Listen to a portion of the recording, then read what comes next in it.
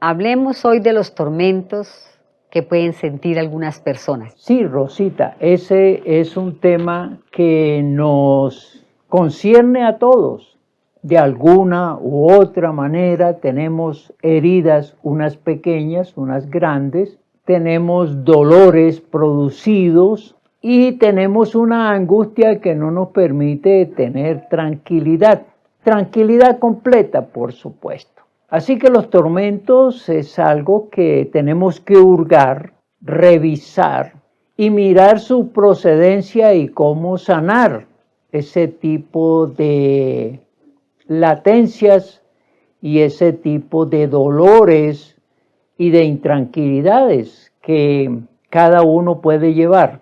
Como dije, de una manera muy leve y otros, pues, que le agravan o que son crónicos en ese sentido, ¿no? Que le angustian mucho más. ¿Cómo puede sentirse en estado de suplicio? En estado de suplicio, Rosita, vive angustiado, vive preocupado, vive intranquilo, vive con una serie de perturbaciones, de remordimientos, de odios, de prejuicios, y todas estas cosas van a producir una tortura mental y emocional, causando posteriormente miedo o temores y distanciamientos hacia la gente.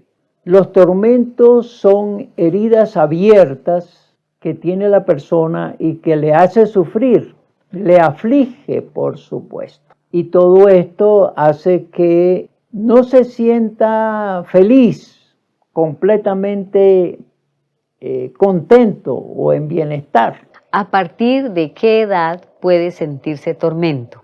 Los tormentos pueden venir desde la infancia, desde la concepción. Ya hemos hablado que muchas veces los padres no entienden, los familiares no entienden, o las personas no entienden que cuando se concibe un bebé, él percibe lo que escucha, generalmente lo que escucha.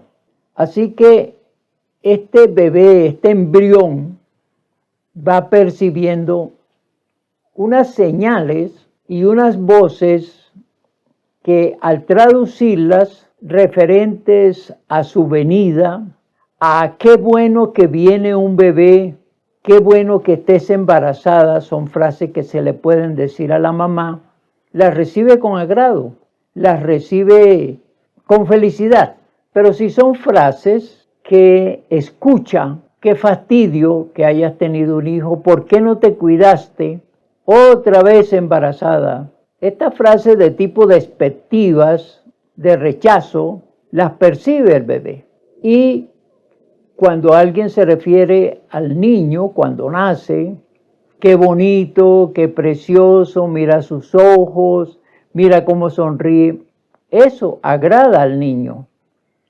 Pero cuando se escucha, este bebé es muy inquieto, pide mucha comida, y cuando va creciendo, no se valora, no se aprecia, se regaña, se insulta, se menosprecia. Eso va causando unas heridas en la mente y en el corazón de los bebés. Y cuando el bebé se siente despreciado, se siente que no se le valora, que no es bienvenido, que todo lo que hace es malo, que se le agrede, que se le insulta, eso afecta el alma, afecta la psiquis del bebé. Y aunque al crecer no sienta dolor por el desprecio, por la forma en que se le trata, esas heridas van a ser tormentosas a medida que crece y las va a recordar. El tormento puede ser, como dije, leve o grave. Se puede sentir o no se puede sentir, pero ahí está. ¿Cuáles son las causas que pueden crear las angustias? Entonces las causas son el menosprecio, también tenemos que sumarle las burlas, las ofensas, las violencias, las torturas que sufren algunos bebés, que sufren algunos niños y que sufren algunos jóvenes.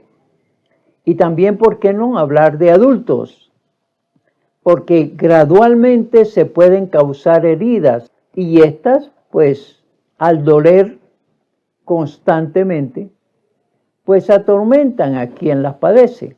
Y hay situaciones difíciles, muy complicadas, la pérdida de la mamá o del papá en una muerte, en un accidente. Se está, por ejemplo, en edad de adolescencia, siempre el desarrollo de ese ser, las contradicciones de acuerdo a los ajustes de su personalidad y su carácter.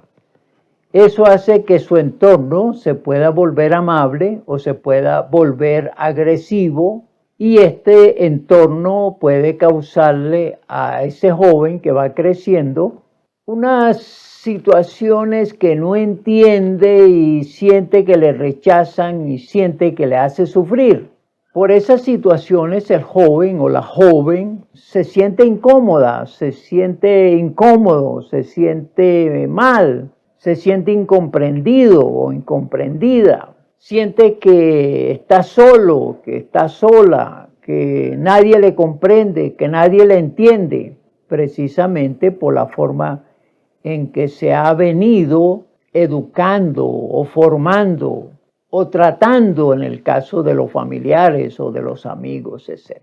Entonces aquí es muy importante ir revisando todo eso para mirar si este tipo de malestares, y que no solamente va a ocasionar una aflicción, sino que también esto será como unas barreras que le impiden tener una vida de disfrute, de avance, de éxito, porque hay algo, hay espinas dentro que le hieren, que le hacen sufrir. Entonces este tipo de tormentos no le deja avanzar, no le deja crecer, no le deja vivir con libertad. Y ya cuando tiene una pareja y cuando llegan los conflictos, cuando no hay comprensión, cuando no hay un ajuste, cuando no hay una compenetración, entonces lo que haga esa pareja puede causarle un tormento.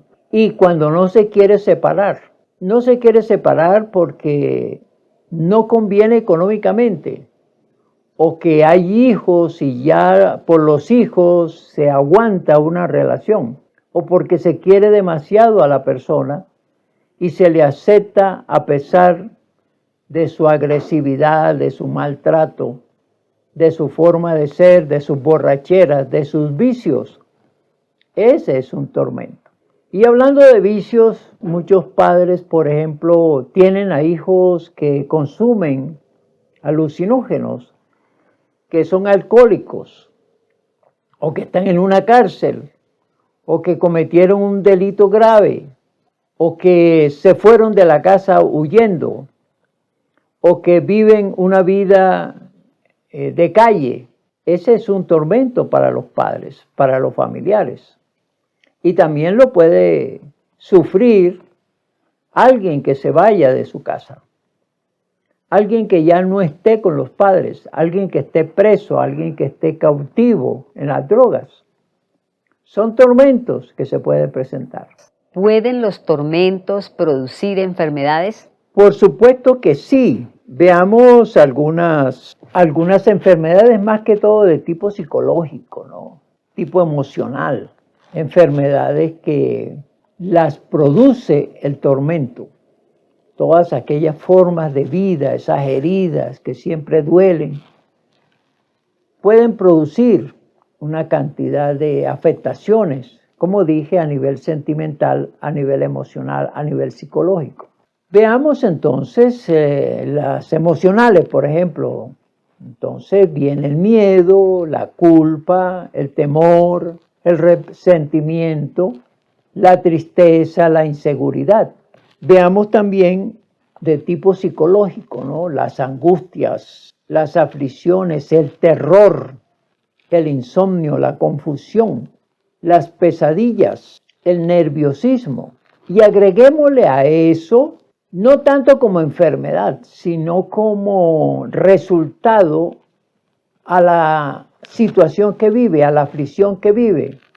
Se va a producir a nivel social un rechazo a ese tipo de personas que no son espontáneas, que no muestran libertad, que no muestran alegría. Y quien siente esos tormentos entonces puede presentar inseguridades, vergüenza, indiferencia, repugnancia, en fin, una serie de situaciones que vive la persona y que sería bueno revisar si la persona vive en tormento, y sería bueno que ella diga, yo me quiero liberar de esto, yo no quiero vivir en esta situación.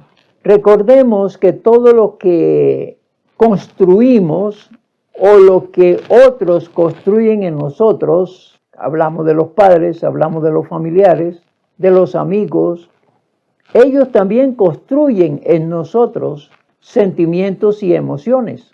Y cuando no tenemos los criterios para definir aquello que nos produce mal, aquellos que nos dañaron nuestra alma, nuestro corazón, nuestra mente, y no tenemos la forma de conocer cómo repararnos, porque este es el problema más grande, el poder sanarnos, entonces permanecemos en aflicción, permanecemos en esas angustias, en esos temores, en esos tormentos. Es cierto, todas aquellas actuaciones, todas aquellas voces que hemos escuchado, que hemos sentido y que son desagradables y que van en contra de nosotros, nos van a producir tormento. Y lo interesante aquí es poder revelarnos, conocer estos tipos de situaciones para centrarnos en buscar solución, en buscar sanación, en buscar que nuestra mente y nuestro corazón no sigan siendo afectados por las conductas de otros y aún las de nosotros mismos. Una persona, por ejemplo, en estado de alcoholismo, en algún momento va a sentir culpa. En algún momento se dará cuenta que el consumo de alcohol le enferma y le hace gastar su dinero y le lleva a la frustración. Estos son tormentos que hay que manejarlos y hay que salir de ellos. ¿Quién puede quitar esa desazón? La pregunta, Rosita, es ¿quién puede quitar esta desazón? Pues es solamente Dios. Y es Dios porque Él sí conoce nuestra existencia desde que fuimos engendrados. Él estuvo allí. Él ha sido testigo de cómo hemos sido tratados y cómo nos tratamos. Por lo tanto, si Él tiene esos conocimientos y también tiene el amor hacia nosotros y el poder que puede darse a nosotros, pues ese es el único. Él es el médico para sanarnos de estos tormentos. Y qué bueno cuando entendemos eso, que Él es el que nos puede quitar todos los tormentos, porque nos entiende, porque ha sufrido con nosotros, porque quiere ayudarnos, porque quiere que vivamos bien, que vivamos felices. Si eso lo comprendiéramos todos, aprovecharíamos a ese Dios misericordioso y todopoderoso para pedirle que nos libere de tantas aflicciones, de tantos malestares, de tantas heridas que tenemos. Llegar a ese punto me parece lo más sabio y lo más inteligente a lo que el ser humano puede llegar. ¿Existen pasos para librarse de esa intranquilidad con la ayuda de Dios? Sí, hay pasos para sacarnos de los tormentos. El primer paso es reconocer que los tenemos, hurgar un poquito en nuestra mente qué nos pasa, por qué nos sentimos mal, por qué no tenemos ese empuje, por qué no somos exitosos, por qué no nos va bien. Todos estos cuestionamientos nos pueden ayudar a buscar los remedios o el remedio o alguien que nos pueda, por supuesto, liberar de estos tormentos. Entonces lo primero que tenemos que hacer es eso, reconocer que hay tormentos en nosotros. Segundo, que es Dios quien puede darnos el alivio, sanarnos. ¿Y cómo llegamos a Él? El tercer paso sería hacer una oración y decirles, Señor Dios, tengo estos tormentos, sufro de esta manera, tengo estas aflicciones. Por favor, te pido que intervengas mi vida, que me ayudes, que me sanes, por favor. Esa oración la va a escuchar Dios y será el tercer paso que das, liberarte de la aflicción. Entonces, entregarle al Señor los tormentos. Aquí tienes, me han ofendido, me han rechazado, me han discriminado, me han violentado, me han agredido, es decir, todas esas acciones que han producido el tormento, entrégaselas al Señor. Sería como el cuarto paso. Quinto paso, creer que Dios sí lo recibe, que Dios sí está receptivo o está atento para recibir las confesiones que hacemos sobre nuestros estados. Esperar pero con fe, no que ore por orar, sino ora con fe, que Dios te escucha y entonces pidamos perdón. Señor, perdóname. Y el último paso, una nueva vida. Esa nueva vida te la recomiendo. Él propone que te dará una nueva vida. Si lo invitas, invítalo. En esa misma oración dile, Señor Jesús, yo te invito a vivir en mi corazón. Yo te invito a que seas mi Señor, para que tomes mi vida, mi mente, mi corazón. Para que me limpies de todo el dolor. Quítame el dolor, quítame la tristeza, quítame la angustia, quítame la ansiedad, quítame la venganza, quítame el resentimiento. Eso se lo puedes decir al Señor Jesús. Y que Él venga a tu corazón. ¿Qué siente una persona después de haber sido liberada de un tormento o de los tormentos? ¿Cómo se vive después de que Dios haya quitado esas aflicciones? Si Él está en tu corazón, entonces tendrás un tutor mejor y con sabiduría. Si ya eres un joven o un adulto, pues Él va a generar unas conductas, unos comportamientos para no dejarte afectar de aquello que la gente te puede hacer. Y que si estas formas de defenderte desde el punto de vista de Dios no te atormenten, porque ya tienes paz en tu corazón, porque ya el tutor te está ayudando a resolver y a no guardar esos resentimientos, ese dolor, esos rechazos, y vas a vivir mejor. Así que vas a vivir bien, y eso es lo importante. Vive mejor con Cristo Jesús. Espere el próximo episodio con el tema Me agobia el odio.